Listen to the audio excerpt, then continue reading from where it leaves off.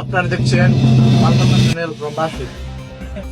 আগামী 26 এপ্রিল অনুষ্ঠিত হতে যাচ্ছে বাংলাদেশ বনাম ব্রাজিল টি-20 ম্যাচ। এখানে উপস্থিত থাকবেন স্বরাষ্ট্র প্রতিমন্ত্রী জনাব মোহাম্মদ ফরহাদুর রহমান ফখরু, আর উপস্থিত থাকবেন জনাব মোহাম্মদ টাকলা মুরাদ ফ্রম জয়নাবাবু।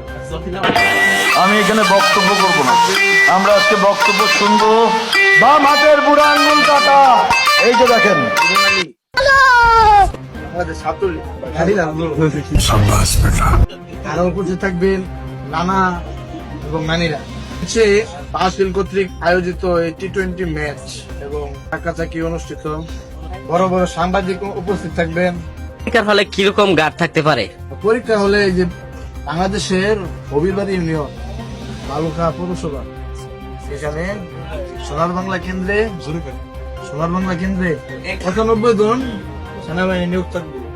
একটা ছাত্রের পিছনে পিছনে তারা দাঁড়ায় থাকবো, যে ছাত্র একটা আরেকটা সুই মেরে দিকে লিখবো এরে আল্লাহ বল।